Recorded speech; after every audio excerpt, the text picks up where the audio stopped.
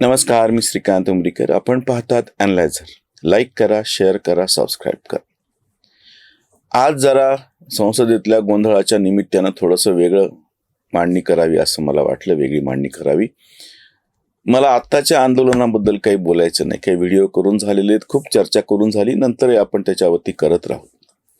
माझा एक फार साधा मुद्दा आहे. 12 वर्षापासून विरोधक संसदेमध्ये गोंधळ घालतात आणि ह्या 12 वर्षात त्यांनी काय मिळवलं? तुम्हाला लोकांनी निवडून दिलेलं आहे. गोंधळ करण्यासाठी तर तुम्हाला प्रत्यक्ष निवडून जायची गरज नव्हती. तुम्ही रस्त्यावरची आंदोलनं करत होता. स्वयंसेवी संस्था किंवा बाकीच्या आम्ही शेतकरी संघटनेत जी आंदोलनं केली होती, कारण की आम्ही काही प्रत्यक्ष राजकीय कृती करू म्हणजे राजकीय पक्ष म्हणून निवडणुका लढवून संसदेमध्ये विधानसभेमध्ये जाऊन बसलेलो नव्हतो. असे जे न बसलेले आहेत त्यांना बाहेरची जागा खुली असते. पण ज्यांना आतमध्ये संधी मिळालेली आहे, भारताच्या इतिहासात पहिल्यांदा सगळ्यात मोठ्या संख्येनं विरोधक निवडून आलेले आहेत, अशा वेळी तुम्हाला त्या संसदेत जर गोंधळ घालायचा असेल तर अतिशय साधा प्रश्न आहे, बाळबोध.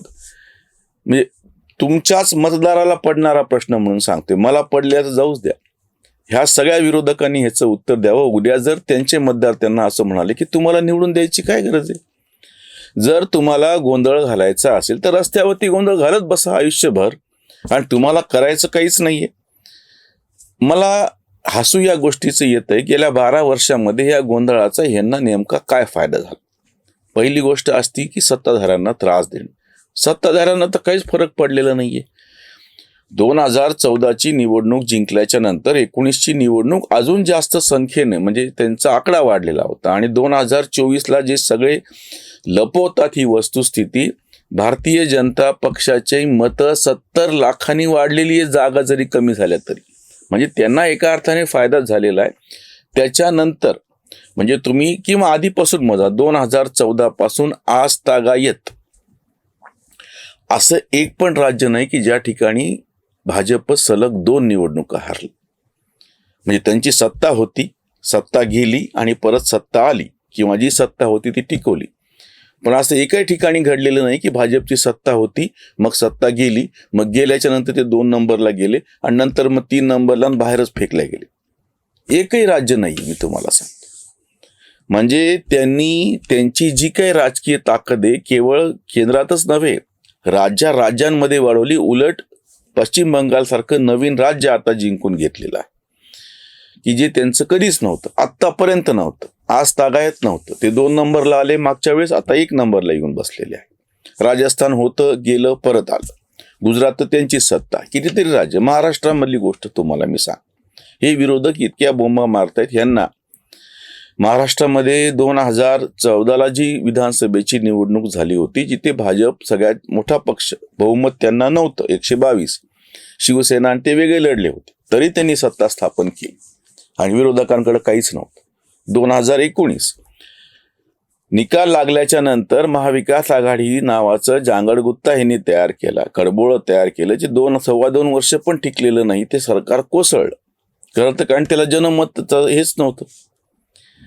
ते सरकार परत भाजपने स्थापन केलं. ह्यांनी त्याच्या नावानं बॉम्ब केली. लोकसभेमध्ये त्यांना फटका दिल्याच्या नंतर ते तरी जागे झाले. उलट मिळालेल्या विजयामुळं हेच झोपी गेले आणि नंतरच्या विधानसभेमध्ये महाविकास आघाडी नावाच्या कडबोळ्याचं पांदान वाजलं.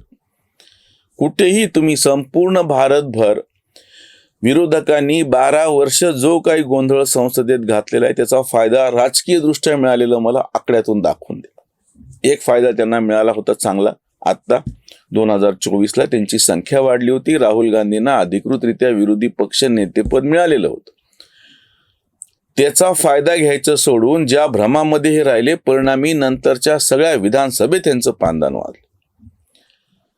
तमिळनाडू ज्या राज्यामध्ये भाजपचं काहीच नव्हतं, DMK त्याला काँग्रेसचा पाठिंबा होता, तेचं सरकार कोसळलं. आलेलं जोसेफ विजयच्या सरकारला ह्यांनी नंतर पाठिंबा दिलाही, नंतर सुचलेली उपरती आहे. आणि केरळमध्ये जो विजय मिळाला तर तुम्हीच तुमच्याच आघाडीत असलेल्या डाव्यांचा पराभव करून तुम्ही सत्तेवर आलात. उद्या समजा उलट होईल, काँग्रेसचा पराभव करून डावे सत्तेवर येतील. भाजपचा काय तोटा झाला तिथे? म्हणजे पहिला माझा मुद्दा आहे की गेल्या 12 वर्षामध्ये विरोधकांनी जो गोंधळ घातला त्याचा त्यांना राजकीय काय फायदा झाला, म्हणजे आकड्यात तर मला कुठेही दिसत नाही. असं एकही राज्य नाही की ज्या ठिकाणी काँग्रेसची सत्ता गेली होती, काँग्रेसनी मोठ्या काय म्हणता येईल त्याला नेटानं ती सत्ता मिळवली. काँग्रेस एक एक राज्य गमावत चाललेलं आहे. आणि आत्ता ह्या सगळ्या धिंगाण्यामध्ये ज्या राहुल गांधींना संसदेमध्ये घंटाभर बसायला वेळ नाही, ते पंतप्रधानाच्या घरासमोर 3 तास बसून नौटंकी करतात. मग लोक असं म्हणतील की तुम्ही तसेच बाहेरच बसा ना, तुम्हाला निवडून कशाला द्यायचं.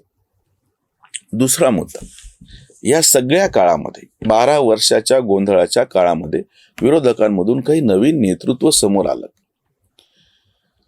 राहुल गांधी यांची 2013च्या शेवटी म्हणजे लोकसभा निवडणुकीच्या पार्श्वभूमीवरती अर्णव गोस्वामींनी घेतलेली मुलाखत अजून उपलब्ध आहे. ती सगळ्यात जास्त ती पाहिल्या जाते. राहुल गांधी किती अपरिपक्व आणि मूर्ख आणि नालायक नेतृत्व हे त्या मुलाखतीमध्ये अजून निवडणूक व्हायची आहे. मोदींना नुकतंच काहीतरी त्यांनी एनडीएने त्यांचा नेता म्हणून मान्य केलेलं आहे. मोदी पंतप्रधान पदाचा चेहरा म्हणून नुकतीच सुरुवात झालेली प्रचाराची, निवडणुका अजून व्हायच्या आहेत. त्या काळापासून आज तागायत म्हणजे अर्णव गोस्वामीची घेतलेली मुलाखत पुरावा म्हणून तुमच्या समोर उपलब्ध आहे. आणि आत्ता राहुल गांधींनी जी टोलवाटोली फुकटची केली आणि आपल्या राजकीय मूर्खपणाचं प्रदर्शन केलं, तुम्ही सगळा प्रवास तपासा. राहुल गांधीची सगळी भाषणं तुम्ही तपासा आणि मला याचं उत्तर द्या की कुठल्या पद्धतीनं हे नेतृत्व त्यांच्या तरी मतदारांना जवळचं वाटेल.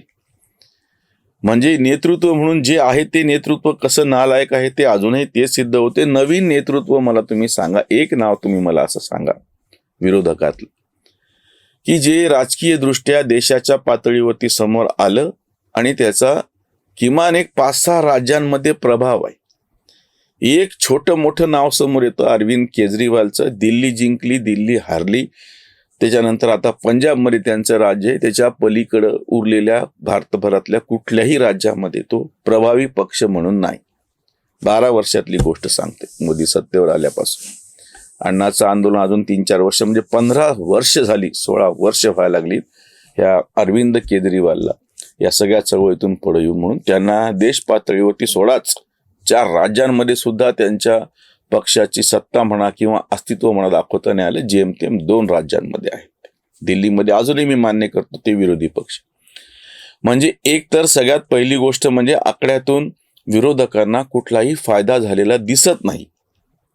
दुसरी गोष्ट म्हणजे नेतृत्व म्हणून जे काही तुम्ही आज ज्याला विरोधी पक्ष नेता, कॅबिनेट मिनिस्टरचा दर्जा आहे, पंतप्रधानाच्या बरोबरीनं जवळपास ज्याला प्रोटोकॉल दिलेला आहे, तो राहुल गांधी सारखा नेता किती मूर्ख आणि किती नालायक आहे हे वारंवार सिद्ध झालेलं आहे. आजही सिद्ध झालेलं. नवीन नेतृत्व घडलं नाही, आहे तेच आहे, संकेत फायदा नाही. तिसरी महत्वाची गोष्ट, मला तुम्ही एक मुद्दा सांगा की जो विरोधकांनी उपस्थित केलेला आहे त्याच्यावरती काही सखोल चर्चा गेली 12 वर्षांमध्ये संसदेमध्ये बाहेर कुठेही झाली. एक मुद्दा मला सांगा, काही बदल. आत्ताची गोष्ट सांगतो म्हणजे ह्यांचा मूर्खपणा कसा आहे ते. आंदोलन सुरू केलं होतं काँग्रेस जनता पार्टीने, तरुणाई तिथे रस्त्यावरती आले होते. त्यांनी ह्या राजकीय नेत्यांना फिरकू दिलं नाही. राहुल गांधी गेले पण नाही तिथं साधं त्यांना पाठिंबा द्यायला. केजरीवालला तरी शहाणपण सुचलं, ते गेले. ह्यांचं आंदोलन ते नाही. त्याच्यामधला जो मुद्दा होता की तुम्ही धर्मेंद्र प्रधान यांचा राजीनामा घ्या, तो राजीनामा आला.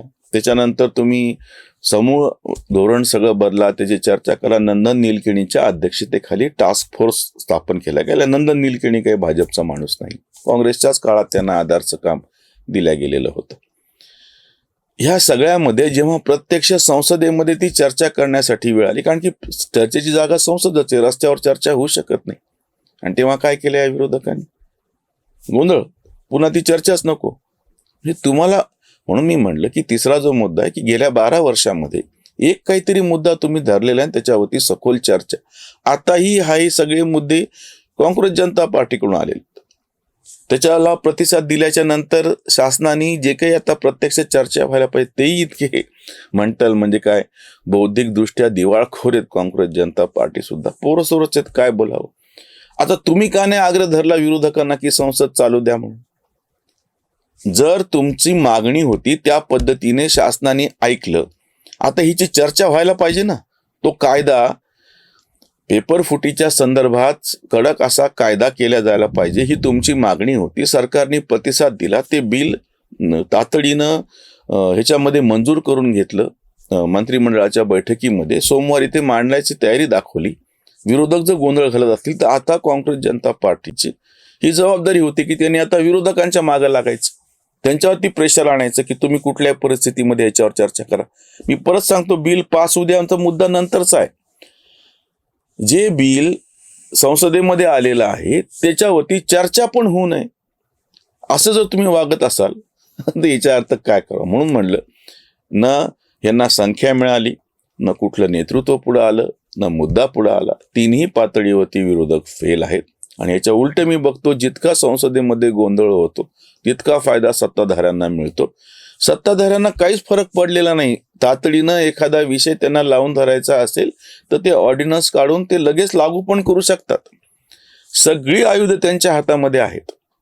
आणि राजकीय दृष्ट्या त्यांनी प्रत्यक्षामध्ये विविध राज्यातल्या सत्ता मिळवून हे सिद्ध केलेले त्यांचं वर्चस्व कसं आहे. आणि नेतृत्वाच्या बाबतीमध्ये की आजही मोदींवरती सर्वसामान्य लोकांचा विश्वास आहे. जेव्हा त्यांनी जनझेडच्या भाषेमध्ये इन्स्टावरती त्यांचे ते व्हिडिओ ते अपलोड केले, त्याला मिळालेला जो प्रचंड असा प्रतिसाद, ह्यांच्याच भाषेत सांगतोय मी स्वतः रस्त्यावरती काम करणारा कार्यकर्ता आहे चळवळीतला. पण हे विरोधकांना समजून घ्यायचं नाहीये. त्याच्यामुळे मी म्हणलं की गेल्या 12 वर्षातल्या ह्या गोंधळातून विरोधकांना मिळालं का? त्यांनी नुसताच हा गोंधळाचा अजेंडा चालवला आणि त्यांचा झेंडा आता पराभूतपणे फडकत आहे. त्याच्यावरची उसंतवाणी. राजीनामा होता निमित्त केवळ घालणे गोंधळ हाच हेतू. संसदेचा करू भांडणा आखाडा, फुकट बखेडा उभा करू. नको नीट मुद्दे, नको काही चर्चा, वाया सारा खर्चा शासनाचा.